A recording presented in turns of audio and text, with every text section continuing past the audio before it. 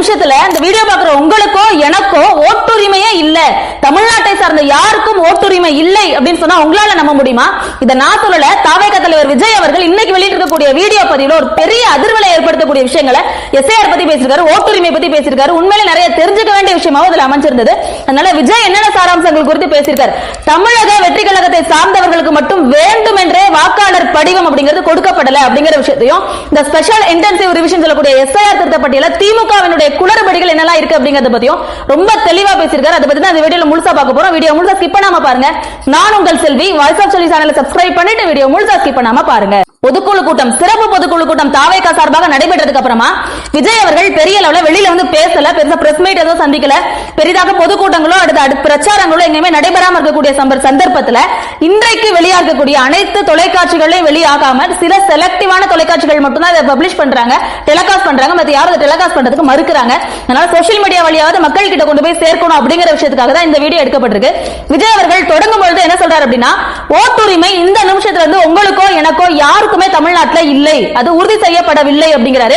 உண்மையிலே நான் சொல்றது பொய் கிடையாது, உண்மையான விஷயத்தை தான் நான் பேசுறேன் அப்படின்னு அதை வலியுறுத்துறாரு. என்ன காரணம் அப்படின்னா, ஓட்டுரிமை என்பது ஜனநாயகத்தினுடைய அடிப்படை உரிமை. ஓட்டுரிமை மட்டும் இல்லைன்னு வச்சுக்கோங்களேன், நம்ம உயிரோடு இருக்கிறதுல அர்த்தம் இல்லை அப்படிங்கிற வார்த்தையை ரொம்ப அதிகமா பேசுறதை நம்மளால பார்க்க முடியுது.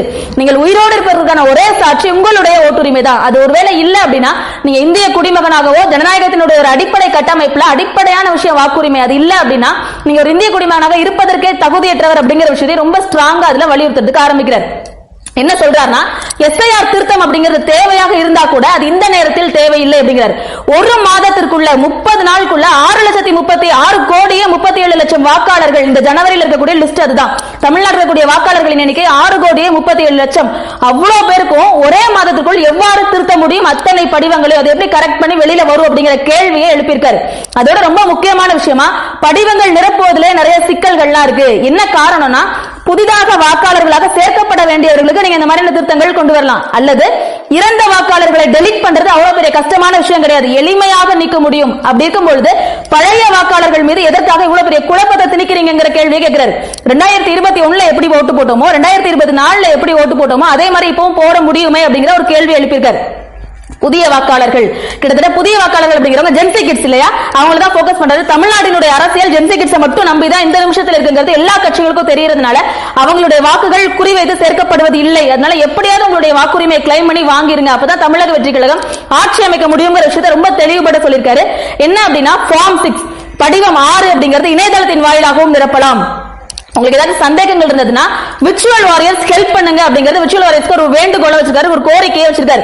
பக்கத்துல இருக்கிறவங்க, பக்கத்துல இருக்கிறவங்க, தெரிஞ்சவங்க தெரியாதவங்க எந்த ஒரு பார்ஷியாலிட்டி இல்லாம ஓட்டுரிமையை நடைமுறைப்படுத்துவதிலே, ஓட்டுரிமை அனைவருக்கும் கிடைக்க செய்யறதுல அதுல வெற்றி அடைவதற்கும் முக்கியமான பங்கு விர்ச்சுவல் வாரியர்ஸ்க்கு இருக்கு அப்படிங்கிறது ரொம்ப தெளிவுபட சொல்லிருக்காரு. My dear virtual warriors, voting rights is not our rights, it's our life அப்படிங்கிற வார்த்தையை ரொம்ப தெளிவா அதுல பேசுறது நம்மளால கண்கூடா பார்க்க முடியுது.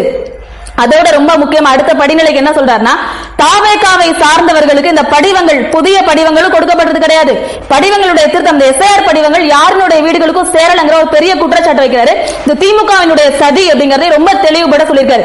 திருப்பியும் சொல்றேன், எனக்கும் திமுகவுக்கு மட்டும்தான் போட்டி, அதை வந்து ஒவ்வொரு மேடைகளிலுமே திமுக உறுதி செஞ்சுட்டே இருக்கிறத நம்மளால கண்கூடா பார்க்க முடியுது. அதனால வாக்குரிமையை தக்க வைத்துக் கொள்ளுங்கள், வாக்குரிமை இல்லாதவர்கள் வாக்குரிமை எப்படியாவது தேடி போய் பெறுங்கள் அப்படிங்கிற வார்த்தையை சொல்லியிருக்காரு. அண்ணாவை சொல்றாரு விஜய். அடுத்தது அண்ணாவினுடைய முக்கியமான பொன்மொழியை சொல்றதுக்கு ஆரம்பிக்கிறார். வீடு என்று இருந்தால்தான் ஓடு என்பதை மாற்ற முடியும். அதே மாதிரி ஓட்டுன்னு ஒன்று இருந்தால்தான் ஜனநாயகத்தினுடைய தேவையில்லாத கரைகள் எல்லாம் நம்மளால துடை தெரிய முடியும் அப்படிங்கிற விஷயத்தையும் பேசுறாரு. அதனால நீங்க எல்லாம் வாக்கு போட்டா மட்டும்தான் இந்த பெரிய இருக்கக்கூடிய தலைகளாக நிலைமை மாறும் அப்படிங்கிற விஷயத்தை தெளிவுபட சொல்லியிருக்காரு. அதனால இவங்களுடைய எல்லா சூழ்ச்சிகளையும் முறியடிக்கிறதுக்கான ஒரே வழியா அவர் என்ன சொல்றாருன்னா, வாக்குப்பதிவு நாள் அன்னைக்கு, தேர்தல் அன்று வாக்குச்சாவடிகள் முழுவதும், வாக்குச்சாவடிகளினுடைய முன்புறம் தமிழகம் முழுவதும் சூழ்ந்து நிற்க வேண்டும். இது தமிழகமா அல்லது தமிழக வெற்றி கழகமா, இது தமிழ்நாடா அல்லது தமிழக வெற்றி கழகமாங்கிற சந்தேகம் எழுப்பக்கூடிய அளவுல தமிழக வெற்றி கழகத்தினுடைய வாக்காளர்கள் புடைசூழ வர வேண்டும். அதனால ஜென்சி கிட்ஸ் படைபலமே அப்படிங்கிற வார்த்தையை பயன்படுத்திருக்காரு. முதல் முறையாக ஜென்சி கிட்ஸை மையப்படுத்தி, மை டியர் தோழி, நண்பா, நண்பீஸ், நீங்க ஜென்சி கிட்ஸ் எல்லாருமே உங்களுடைய வாக்குகளை பதிவு பண்றதை கட்டாயப்படுத்திக்கோங்க அப்படிங்கறது ரொம்ப தெளிவுபட சொல்லியிருக்காரு. அதனால முடிஞ்ச அளவுக்கு அந்த வீடியோவை லைக் பண்ணுங்க, ஷேர் பண்ணுங்க. எஸ்ஐஆர் குறித்த விஜயனுடைய கருத்துக்கள் பற்றி உங்களுக்கு ஏதாவது கருத்துக்கள் இருந்தா கமெண்ட் பாக்ஸ்ல தெரிவிங்க. உங்களுக்கு ஏதாவது எஸ்ஐஆர் படிவங்கள் நிரப்புவதில் சந்தேகம் இருந்ததுன்னா அடுத்த காணொலி அதை பற்றி மேக் பண்ணணும்னு நீங்க நினைச்சீங்கன்னா அதை பற்றிய கருத்துக்களையும் கமெண்ட்ஸ்ல சொல்லுங்க. கண்டிப்பா எஸ்ஐஆர் ஃபார்ம் எப்படி ஃபில் பண்றதுங்கிற செய்திகளை சொல்றோம். விஜய் சொன்ன மாதிரி உண்மையிலே இணையதளத்தின் வாயிலாக நம்ம பதிவு செய்யும் பொழுது சில டிஃபிகல்டிஸ் இருக்கு. உங்களுடைய ஒரிஜினல் ப்ரூஃப்ல இருக்கக்கூடிய ஸ்பெல்லிங் கரெக்டா கொடுத்தாதான் அது என்றே எடுத்துக்குது. அதை கொஞ்சம் சிம்பிளிஃபை பண்ண சொல்லி கேட்டோம். ஆனா அவங்க சிம்பிளிஃபை பண்றதுக்கு மறுக்கிறாங்க அப்படிங்கிற விஷயத்தையும் சொல்லியிருக்காரு. எளிமைப்படுத்தப்படாத நிர்வாகம். உண்மையிலே இ கவர்னன்ஸோட அடிப்படையான பர்பஸ் என்ன எல்லாருக்கும் தெரிஞ்சிருக்கும். சிம்பிளிஃபைடு கவர்மெண்ட் அப்படிங்கறத இ கவர்னன்ஸ்லயே எளிமைப்படுத்தப்பட்ட நிர்வாகம் அப்படிங்கிறது. ஆனா உண்மையிலே ரொம்ப காம்ப்ளிகேட்டா போயிட்டு இருக்கு. ஒரு படிவத்தை நிரப்புவதற்கு 3 மணி நேரங்களை கடந்து எடுத்துக்குது. அவர் என்ன சொல்றாருன்னா, பெயர் படிவ பட்டியல் அடுத்து வந்துருச்சுன்னு வச்சுக்கோங்களேன், வாக்காளர் பட்டியல் உறுதியாகி திரும்ப ஒன்று பப்ளிஷ் ஆகும் இல்லையா, அதுல நம்மளுடைய பெயர் இல்லைன்னா நம்ம யாரை போய் கேட்போம் அப்படிங்கிற வார்த்தையும் கேட்டுக்காரு. வாக்குரிமை இல்லைன்னா வாக்குரிமை இல்லைதான், அதுக்கு அடுத்து என்ன படிநிலைங்கிற விஷயத்தை தேர்தல் ஆணையமே சொல்ல மறுக்கிறாங்க அப்படிங்கிற விஷயத்தையும் கேட்டிருக்காரு. இது பாஜகவின் மீது இருக்கக்கூடிய தாக்குதலாகவும் நம்ம பார்க்கலாம். திமுகவினருடைய மாநில அரசியல் ஏற்படுத்தக்கூடிய சதி அப்படின்னு நம்மளால கண்கூடா பார்க்க முடியும். இந்த மாதிரி விஜயனுடைய ஆதங்கம் மட்டும் இல்ல, ஒட்டுமொத்த தமிழ்நாட்டினுடைய ஆதங்கமும் இதுதான். வேலைக்கு செல்லக்கூடியவங்க, படிக்க பள்ளிக்கூடங்களுக்கு போகக்கூடியவங்க, காட்டு வேலைகளுக்கு போகக்கூடியவங்க எல்லாம் என்ன செய்வாங்க, கூலி தொழிலாளர்கள் என்ன செய்வாங்கிற ஒரு கேள்விக்குறி எழுப்பியிருக்காரு. ஏன்னா அவர்களுக்கான வாக்குரிமையை அவர்கள் தான் தக்க வைத்துக் கொள்ள வேண்டும் அப்படிங்கிற பட்சத்துல இது அடிப்படை ஒவ்வொரு குடிமகனும் நிரப்பக்கூடிய அளவுல ரொம்ப எளிமையான வடிவத்துல இல்லாம இவ்வளவு காம்ப்ளிகேஷன்ஸ் எதுக்காக அந்த ஃபார்ம்ல இருக்குங்கிற கேள்வி ரொம்ப ஸ்ட்ராங்கா கேட்டிருக்காரு. முடிஞ்சளவுக்கு இந்த வீடியோ லைக் பண்ணுங்க, ஷேர் பண்ணுங்க, வாய்ஸ் ஆஃப் சொல்லி சேனலை சப்ஸ்கிரைப் பண்ணிட்டு அடுத்த கண்டினியூஸா நம்மளுடைய அப்டேஷன்ல இணைஞ்சிருங்க. நன்றி.